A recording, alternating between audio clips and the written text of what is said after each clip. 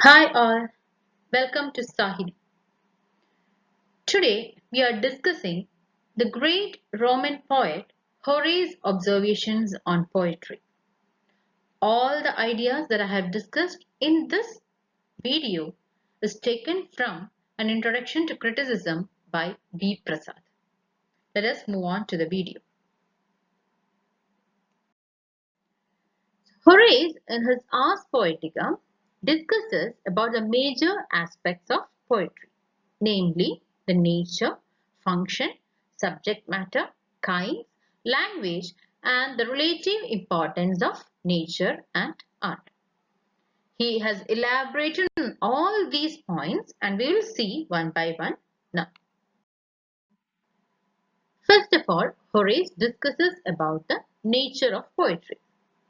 Even though Horace is not obviously stating that poetry is a process of imitation, he implies the same idea through his words. He calls a poet an imitator and advises him to take his subject matters from real life.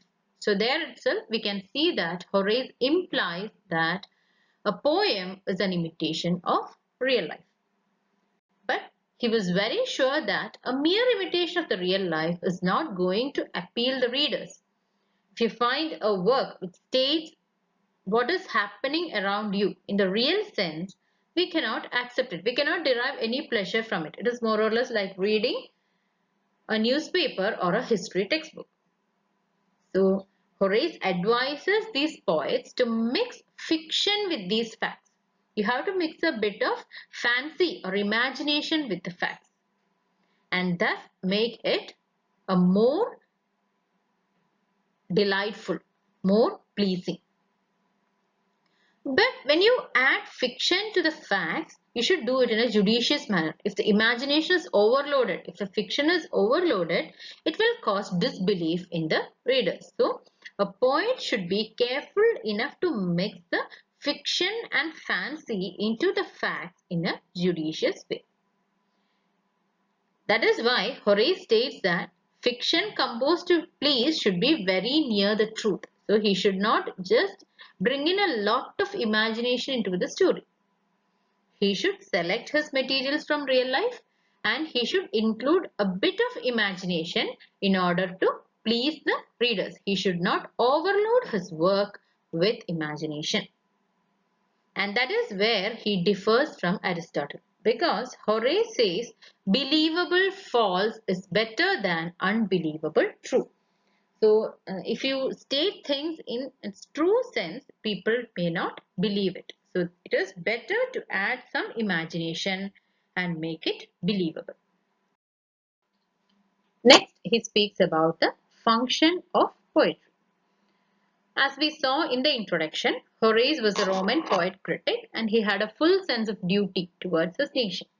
Therefore, he understood what Plato said regarding the function of poetry. Plato's observations on the function of poetry.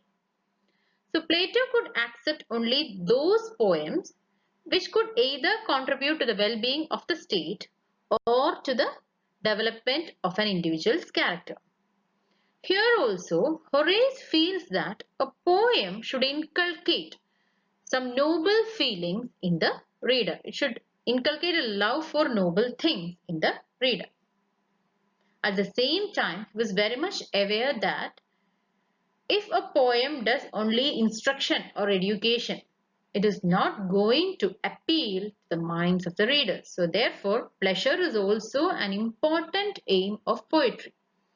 So he was actually in lines with the opinion given by Plato as well as Aristotle. He could understand the importance of Plato's observations on poetry as well as Aristotle's observations on the function of poetry. Therefore, he brings in a harmonious synthesis between these two observations, what Plato said as well as what Aristotle said. So Plato said that a poem should instruct, whereas Aristotle said that a poem should delight. And Horace says a poet can either instruct or delight, but he will be a great poet if he can instruct and delight and please at the same time. So that is more important. A poem should be pleasure giving as well as moral improving at the same time. He says, if you can write such poems which can instruct and delight at the same time, your works will reach lands across the sea and you will be very, very famous. Although Horace says that a poem should instruct and delight at the same moment, we can see that he weighs instruction more than delight, because he elaborates on the duties that poets did in the past days and why they were respected in the past. So he says, in the past, the poets did a lot of service to the society. Through their poems, they tried to teach the humans about their duty to their family and the society. They tried to teach the human beings what was right and what was wrong, and how these people should stay away from unlawful things, how being the citizens of a state they should contribute towards building the cities and to propagate the laws, to establish the law and order in a state, then inculcate the spirit of nationalism, patriotism, etc. in the citizens, how this war poem should be written and how war heroes should be celebrated. And they helped in making the life easy and smooth for the general public. So Horace believes that because the poets rendered such services to society, they were respected by the general public. And therefore he says, if your poem is very beautiful, if it can please, it's okay. But the greatness of a poem lies in its capacity to move the reader, to move the heart and soul of the reader. If it can make any positive changes in the reader, then the poem can be considered to be great. Beauty is important, but more than beauty, the capacity of a poem to influence a reader is more important. Thus, he says about the emotional appeal of a poem. This emotional appeal of a poem is actually a controversial thing. Plato condemned poetry because of its emotional appeal. He said that it can bring in only bad effects in the readers. Whereas Aristotle defended the emotional appeal of a poem. Aristotle believed that this emotional appeal can help in catharsis. And Horace again brings in a synthesis here. He says the emotional appeal, if used by a poet, should be done in such a way that it gives a positive service to the society and the mankind. It is serviceable to the society and the mankind. So he says, if you are using the emotional appeal of a poem, if you are loading the poem with emotions, you should use in such a way that it influences society and the humanity in a positive manner. Next, he speaks about the subject matter of a poem. By subject matter, he means the themes of a poem. He says the themes selected for a poem should be simple and uniform. By simple, he means something that is seen in the real life, something that is familiar to the poet. So here, Horace means that it will be better if you can take your theme from your own experience. So Hudson, in his introduction to the study of literature, says that he gives the example of Jane Austen. So he says, if Jane Austen sends one of her characters to Ireland, she will leave him. She will not go after him to Ireland because it will be difficult for her to speak about the customs of Ireland. Similarly, Horace says that it will be better to write about something that you know very well. If you write about something that you have not experienced, there are chances that you may give wrong notions about it. And that will affect the reputation of a poet.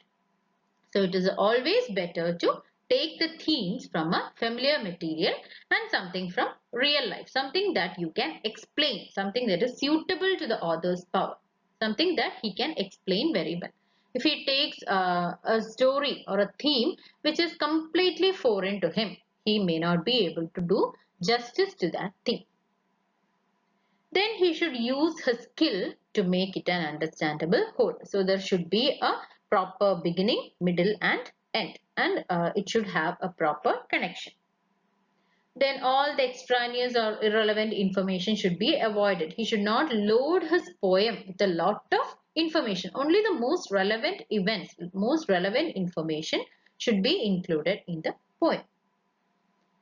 Another important point that he says is that you should not write something that your mind does not agree. If you feel that it is wrong to write in such a manner, then you should not write it. You should not write anything if your mind is against it. For the sake of money or for the sake of reputation, you should not write something that your mind cannot agree with. Again, in such a case, you cannot do justice towards that work, and such a work can never appeal to the readers. So most of these observations that Horace gives about poetry was mainly rooted in the poems, the bad poems that were written during his time. Horace then speaks about the different kinds of poems. So like the Greek poets, Horace also believed that poetry has different kinds and each kind should be written in a meter which is appropriate for its themes. So the Greek tradition was that for each type of poem, they had a fixed meter. So Horace also followed the same tradition and he elaborates on the different kinds of poetry and the meter in which it should be written. First, he speaks about an epic. An epic is a poem which celebrates the life of a hero and speaks about the sad story of a war. And he says an epic should be written in dactylic hexameter. Homer used dactylic hexameter for his epics. And Horace is also of the opinion that dactylic hexameter is the right meter for writing an epic. Then while writing an elegy or a thanksgiving poem, the poet should use a couplet where first line is in dactylic hexameter and the second line is in dactylic pentameter. For tragedy, comedy and satirical verse, iambic meter should be used. So these are the major types of poetry that Horace speaks about. But after Horace's life, many types of poetry was born. In Rome itself, sonnets were born. Then we have other types of poetry like ballads, tragicomedies, dramatic monologues, etc. But this association of one meter with a type of poetry was actually forgotten immediately after Horace's time. Horace next comments on the language of poetry.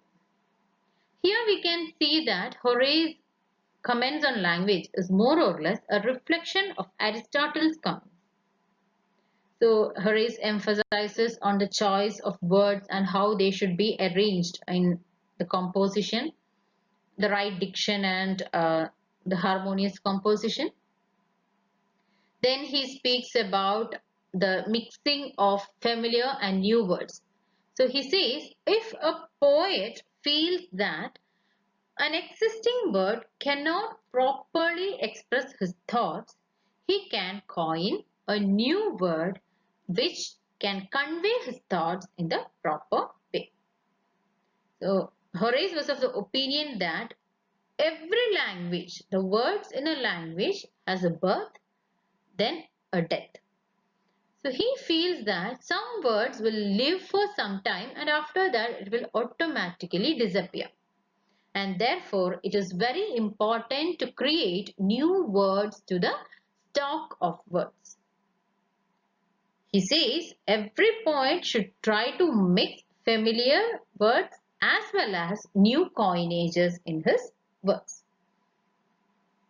And he says the skill of a poet lies in making the familiar words strange and strange words familiar. So his treatment of the language should be in such a way that It should make the people feel that even the strange words are familiar to them. So when you introduce a new word, it should not stand like a new word. Only if they focus on that particular word, they should understand that it is a new word. Otherwise, it should look like that word is very much familiar to the reader. Last, Horace discusses about the importance of nature and art in the success of a poem. By nature, he means the natural endowment, the natural genius, the inborn genius of a poet. And by art, he means a training in the craftsmanship of a literary work. So Horace was of the opinion that both these talents, the nature as well as the training, should be used in a friendly manner. They should complement each other in any work. A poet should be naturally gifted as well as he should be trained, vigorously trained in the principles of craftsmanship. So Horace says if you have a talent but you don't know the basic principles of writing a poem, how can you do that? At the same time, you know all the rules for writing a poem, but you don't have that inborn genius, that inborn fire for writing a poem. You cannot do that. So Horace was of the opinion that you should have a natural genius as well as you should have a training in the principles of writing a poem. But he feels that more than the talent, the training is more important. This led to a lot of misunderstanding about Horace, and the later neoclassical critics believed that Horace considered poetry as a set of rules. There is something that can adhere with a set of rules can be called as poetry, and he never considered the role of genius. But that was a wrong notion. Horace gave importance to nature and art. He considered them to be integrated together, them to be indivisible. So that was his opinion on the nature and art of poetry. Thank you.